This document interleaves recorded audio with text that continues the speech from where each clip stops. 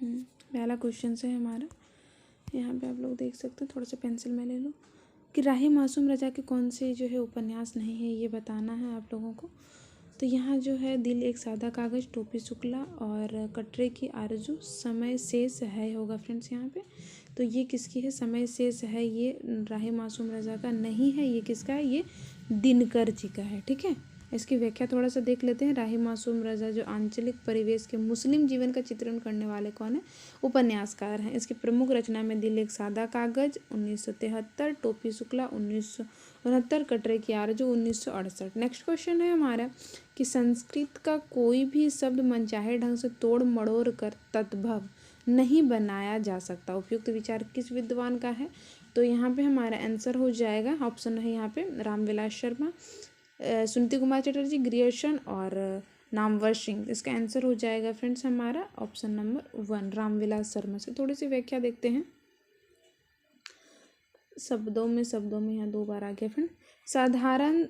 साधारण शब्दों में वे शब्द जो संस्कृत में आए हैं तथा समय और परिस्थिति के कारण कुछ परिवर्तित हुए हैं वो तद्भव कहलाए हैं। मतलब पीछे जो यहाँ पे ये चीज़ जो दिया गया था इनका ये फुल कोटेशन है। ठीक है, नेक्स्ट हम इसकी देखते हैं कि रामविलास शर्मा का प्रमुख और रचना में कौन सी आलोचनात्मक कृति है। तो यह है प्रगति और परंपरा, साहित्य और संस्कृति, साहित्य और संस्कृत और भाषा साहित्य और संस्कृत, प्रगतिशील साहित्य की समस्या। तो ये रामविलास शर्मा के मैंने पहले भी आलोचनात्मक कृति पर ट्रिकी वीडियो बनाई हुई है, आप सर्च करके भी देख सकते हैं। चैनल के प्लेलिस्ट में जाके ट्रिकी वीडियो पर सर्च करके देख सकते हैं, वहाँ से आपको मिल जाएगा। नेक्स्ट हमारा क्वेश्चन है कि ऋतु संहार के रचयिता कौन है। तो हिंदी में तो बताना है यहाँ पे ठाकुर जगमोहन, भारतेंदु, गुरु भगत सिंह, श्रीधर पाठक। तो हो जाएगा यहाँ पे श्रीधर पाठक। इसकी थोड़ी सी व्याख्या देख लेते हैं। ऋतु संहार मूल रूप से किसकी रचना है, तो कालिदास की रचना है। श्रीधर पाठक कौन है, स्वतंत्रतावादी के प्रमुख कवि हैं। इनकी प्रमुख रचना में काश्मीर कुसुम, देहरादून और भारत गीत। अब श्रीधर पाठक जी ने इन सारे रचनाओं का अनुवाद किया। यहाँ पे 3 रचनाएं मैंने लिखी हुई है। गोल्ड स्मिथ की रचना हरमिट है, उसका एकांतवासी योगी के नाम से किया है। फिर गोल्ड स्मिथ की रचना डेटेज विलेज है, उसका उजाड़ू ग्राम के नाम से किया है। और द ट्रैवलर गोल्ड स्मिथ की इसे शांत पथिक के नाम से। इसको हम कैसे याद करेंगे ये चीज़ देखते हैं। तो अब बताइए हरमिट, गोल्ड स्मिथ आपको यहाँ पे याद रह जाएंगे, ये सारे इन्हीं के अनुवाद किए हैं। हरमिट एक योगी कभी मिटते नहीं है ना, वो तो अमर होते हैं। ठीक है, तो यहाँ से मैंने इसको याद रखा है हरमिट। फिर है डेटेज विलेज हमारा क्या है, गांव है, उजाड़ू गांव। तो गांव से यहाँ विलेज मतलब गांव ही होता है, तो वहाँ से याद कर लिया। ट्रैवलर हम कहाँ करते हैं, कहीं पे जाते हैं पथ पे तो हम करते हैं ना, मतलब कहीं भी रास्ते पे पथ पे। तो यहाँ पे हो जाएगा द ट्रैवलर का हो जाएगा शांत पथिक के नाम से किया है। ठीक है, यहाँ पे उजाड़ू गांव, यहाँ एकांतवासी होगी। ठीक है, देख लीजिएगा फ्रेंड्स। यहाँ पे नेक्स्ट क्वेश्चन है हमारा कि प्रेम शतक के रचनाकार हैं कौन, ये बताना है। तो ऑप्शन है हमारा जगन्नाथ दास रत्नाकर, अंबिका दत्त व्यास, दुलारे लाल भारद्वाज और वियोगी हरि। तो इसका आंसर हो जाएगा फ्रेंड्स हमारा वियोगी हरि। ठीक है, हम इसकी थोड़ी सी व्याख्या देख लेते हैं कि वियोगी हरि थे आधुनिक ब्रज भाषा के प्रमुख कवि माने जाते थे। और ये प्रमुख इनकी रचना में है प्रेमांजलि, वीणा, प्रेम पथिक, वीर सतसई। ठीक है, नेक्स्ट क्वेश्चन है हमारा भक्ति के आंदोलन की जो लहर दक्षिण भारत में आई उसी ने उत्तर भारत की परिस्थिति के अनुरूप हिंदू मुसलमान दोनों के लिए एक सामान्य भक्ति मार्ग की भी भावना कुछ लोगों में जगाई। ये कथन किसका है, विजय देव नारायण साय, नंद दुलारे वाजपेयी, हजारी प्रसाद द्विवेदी, आचार्य रामचंद्र शुक्ल। तो आप लोग को पता है, हो जाएगा हमारा रामचंद्र शुक्ल।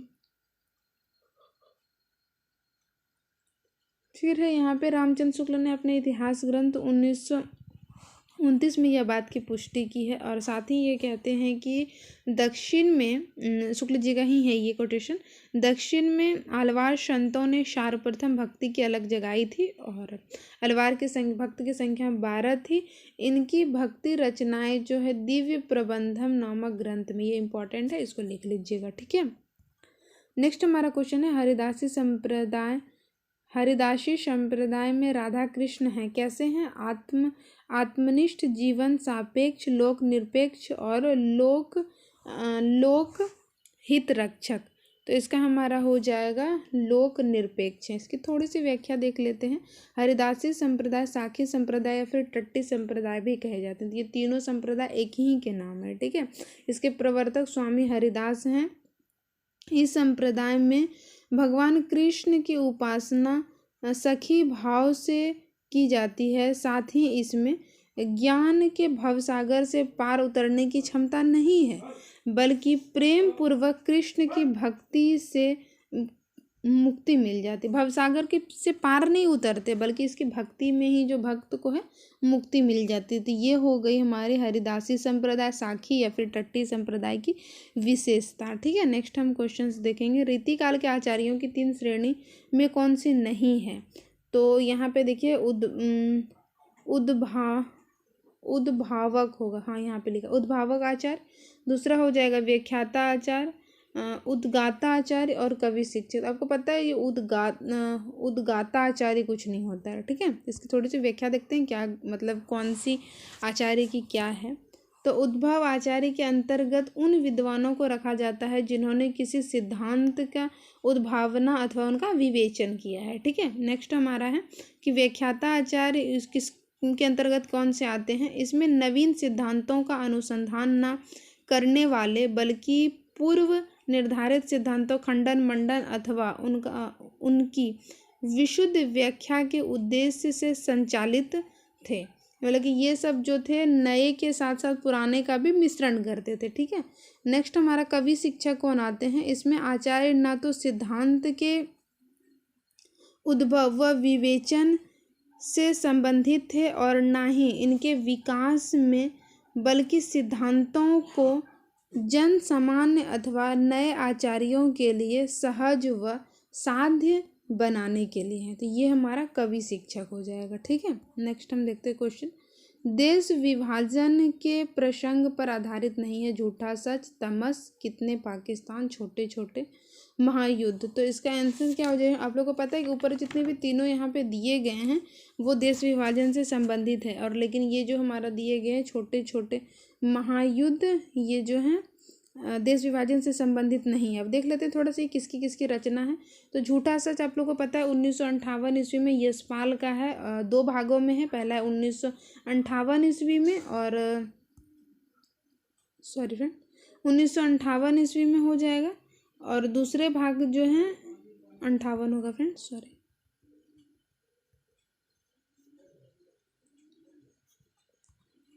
और दूसरा भाग जो इसका आता है, दूसरा भाग आता है 1960 में, ठीक है।